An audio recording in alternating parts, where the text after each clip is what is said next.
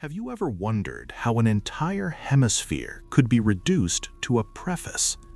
We are often told that before European ships crossed the Atlantic, the Americas were quiet, vast, untamed, waiting for discovery, waiting for history, waiting perhaps to begin. And yet, across dense jungle and high plateau, beneath layers of soil and silence, there are foundations that do not feel like waiting at all. There are avenues aligned with the sun. There are pyramids that hold shadows in deliberate angles. There are roads that cling to mountains as if carved by patience itself. What we are told is simple. What we find is not. Stories like this take a long time to uncover and piece together. They require sitting with fragments, listening to what is missing as much as what remains. So if you feel drawn to questions like these, quiet questions that linger long after the screen fades, consider subscribing, not for answers, but for the search. Because the question is not whether ancient American civilizations existed. The question is why we are only now beginning to understand how much they were. In classrooms, the narrative often begins the same way. The old world rises first: Mesopotamia, Egypt, Greece, Rome. Civilization is mapped in a familiar arc, moving steadily toward Europe, then outward across oceans. The Americas enter the story later. We learn of the Maya as astronomers who mysteriously collapsed, of the Aztec as warriors overtaken by disease and steel, of the Inca as administrators whose empire fell in a matter of years. In North America, we hear of scattered tribes, seasonal migrations, earth mounds whose purposes are summarized in a paragraph or two. It is not that these cultures are denied entirely, it is that they are framed as isolated chapters rather than central volumes. Have you ever noticed that? When pyramids rise in Egypt, they are monuments of civilization. When pyramids rise in Mesoamerica, they are curiosities of a distant world. When Rome builds roads, it is empire. When the Inca build roads across the Andes, it is adaptation. Curiously, the scale is similar, the ambition is similar, the coordination is similar, and yet the weight of memory feels different. Why? What we are told is that geography explains everything, that isolation limited exchange, that technological trajectories diverged naturally, that complexity existed, but separately, independently, almost quietly. But if cities like Teotihuacan once held populations rivaling ancient Rome, if Cahokia's central mound required the movement of millions of baskets of earth, if Andean engineers could terrace mountains into cascading fields that still endure centuries later, then what exactly was isolated? And how did so much coordination emerge across such vast distances without leaving a louder echo in our collective memory? Is it possible that the official story is not wrong, but incomplete? There is a peculiar silence that follows these civilizations. Teotihuacan flourished for centuries. Then, for reasons still debated, its central districts burned, its population dispersed. Its builders left no clear written explanation behind. Later cultures would walk its avenues and call it a place where gods were born.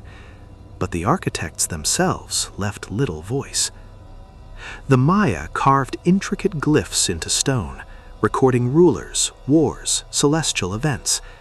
Then many great southern cities were gradually abandoned, not overnight, but over time.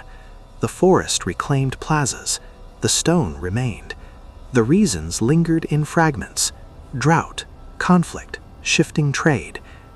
And yet, not all questions settle easily. In the Mississippi Valley, Cahokia rose to prominence around the 11th century. Its population may have reached tens of thousands. It organized labor on a massive scale. It aligned structures with solar cycles. It connected to distant regions through trade. Then, within a few centuries, it declined. Why? What do you think happened here? Does this absence feel natural to you? Or does it feel like standing in a room after everyone has left, the furniture still arranged, the fire still warm? Further south, The Inca governed millions across mountains that challenge even modern infrastructure. They kept records using quipu, knotted cords encoding data in patterns we are still trying to interpret fully. But after conquest, many quipu were destroyed, their keepers silenced, their language suppressed in administration. How much knowledge disappears when the medium that holds it is removed? And why has no one ever explained how much was lost in that moment? History, we are told, survives through documents, through libraries, through archives. But what happens when a civilization's memory is not written in alphabetic script, but woven in knots? When its architecture aligns not with written explanation, but with the movement of stars? What survives then? As empires in the Americas fractured or were overtaken, another structure endured: the written record of the conquerors. Colonial administrations documented land, labor, tribute, conversion. Missionaries recorded languages, sometimes to preserve them, sometimes to translate doctrine. Chroniclers described cities they encountered, often with awe. And yet the framework of interpretation shifted. Temples became ruins, ritual became superstition, governance became primitive hierarchy. Complex cosmologies were filtered through unfamiliar categories. Knowledge centralized. Education systems emerged that prioritized certain texts, certain languages, certain timelines. Indigenous knowledge systems were often preserved only when translated, and translation, as we know, is never neutral. This is not accusation, it is structure. When one system of memory replaces another, what determines which stories are retold, which achievements are emphasized, which are softened? Over generations, repetition shapes belief. If textbooks dedicate chapters to Rome and paragraphs to Cahokia, what impression forms in a young mind? If films portray ancient America as mystical backdrop rather than geopolitical force, what lingers subconsciously? Who decides what becomes foundational knowledge? At the same time that cathedrals were rising in Europe, cities thrived in the Andes. While scholars in Baghdad charted stars, Maya astronomers were refining calendar systems of astonishing precision. While trade networks crossed the Mediterranean, exchange routes threaded through forests and along river valleys in North America. Why do we imagine one hemisphere as dynamic and the other as dormant? Is it because of written continuity? Because European records remained unbroken while American records were interrupted?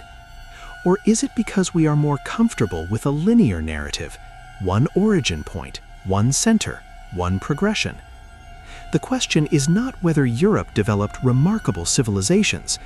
The question is why simultaneous brilliance elsewhere feels secondary in our collective telling. Why do you think this pattern appears here but not elsewhere? Consider the anomalies. Radiocarbon dates that push settlement timelines earlier than once believed. Sites in the Americas suggesting human presence tens of thousands of years ago, far earlier than the long-accepted Clovis first model. For decades, alternative evidence was debated, sometimes dismissed, sometimes slowly accepted. The timeline stretched. Why did it take so long? In the Amazon, what was once described as untouched wilderness is now revealing geometric earthworks, engineered soils known as terra preta, and traces of dense habitation beneath the canopy. If large populations shaped that landscape, how did the myth of pristine emptiness endure for so long? In the Andes, stone walls fitted so precisely that a blade cannot slide between them still stand after earthquakes that have shaken modern buildings apart. How did pre-industrial societies achieve such resilience at altitude?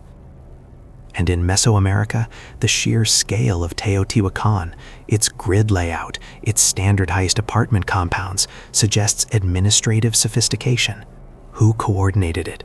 How was authority structured? Why did it end? Cluster after cluster of questions emerges. The Maya collapse was not uniform. Some cities declined while others persisted. Environmental stress played a role, but not everywhere equally. Warfare intensified, but was that cause or symptom? The Mississippian world shifted centers repeatedly, populations migrated, traditions evolved. What if decline is not the right word? What if transformation feels like disappearance only when viewed from outside?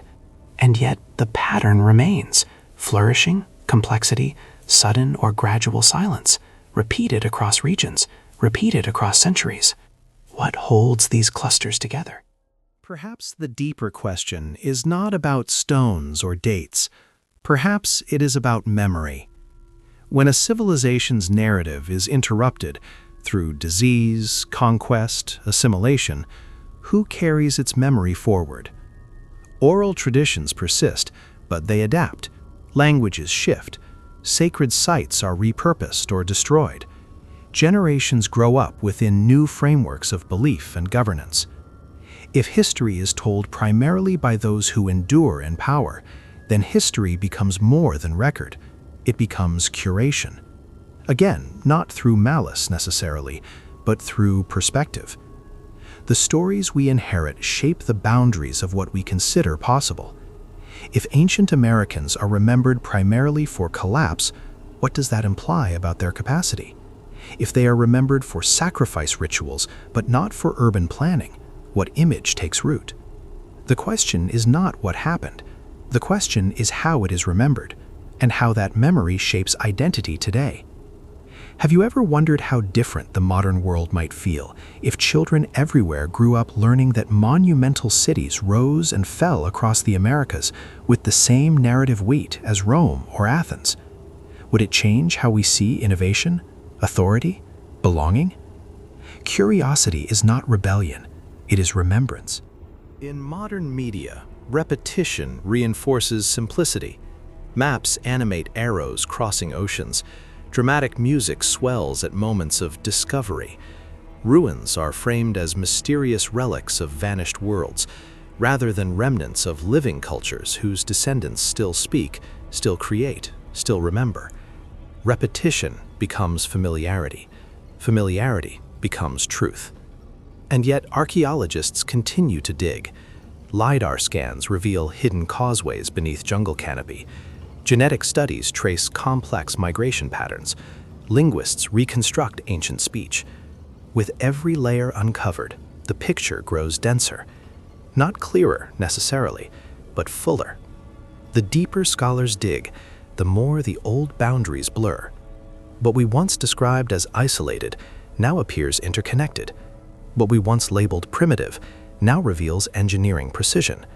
What we once thought empty now shows signs of deliberate design. So why does the older narrative persist so strongly in public imagination? Is it inertia? Educational lag? Cultural comfort? Or something subtler? Our need for a simple origin story? Perhaps the most unsettling realization is this: we may not fully know what was lost. Libraries burned in other parts of the world, and we mourn them as singular tragedies. But what of knowledge stored in perishable materials? In quipu cords cut and discarded? In codices destroyed? In oral lineages interrupted by epidemic? Loss without inventory is the hardest to measure. And so we are left with fragments. A mound rising from a Midwestern plain. A pyramid casting a shadow at equinox. A road climbing impossibly through mountain mist. Each fragment whispers of organization, belief, intention. But whispers do not form complete sentences. The question is not whether ancient American civilizations were advanced. The stones already suggest that. The question is how much of their intellectual, scientific, and philosophical depth remains obscured, not because it never existed, but because it was never fully translated into the systems that came after. Does this possibility change how you view the past? Does it shift how you view the present? Control of the past shapes the horizon of the future. If a people are taught that their ancestors were marginal, they may internalize limitation. If they are taught that brilliance existed only elsewhere, they may look outward for validation. But if history is broader, If innovation bloomed in many soils simultaneously, then human potential feels less centralized, more shared, more universal.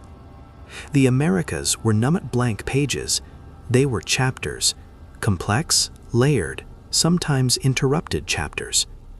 And perhaps what we are witnessing now is not the rewriting of history, but the slow rebalancing of its emphasis. The question is not whether ancient American civilizations were equal to those of the Old World. The question is why we ever framed it as a comparison. Why not a chorus? Why not parallel stories unfolding beneath different skies? As we stand in the present, surrounded by information, it is tempting to believe we have reached clarity, but every new discovery suggests otherwise. Have you ever wondered what still lies beneath forest floor, beneath farmland, beneath cities built atop older foundations? How many more fragments wait quietly? And if they are found, will they fit comfortably within the narrative we already know, or will they ask us to widen it? Stories like this are not about replacing one certainty with another. They are about recognizing how much remains unexamined. If the Americas were home to innovation, adaptation, and cultural brilliance on a grand scale, if monumental cities thrived, trade networks stretched thousands of miles, and governance systems sustained millions, if astronomical knowledge aligned stone with sky in ways that still astonish, then perhaps the deeper mystery is not what they achieved, but why we are only now beginning to feel the full weight of it. What else have we accepted without question? What other chapters have we skimmed? And if we begin to ask again, quietly, patiently, what might we rediscover? I will leave you with that. Not a conclusion, but a question. When you think of the ancient world, whose voices do you hear first? And whose might still be waiting?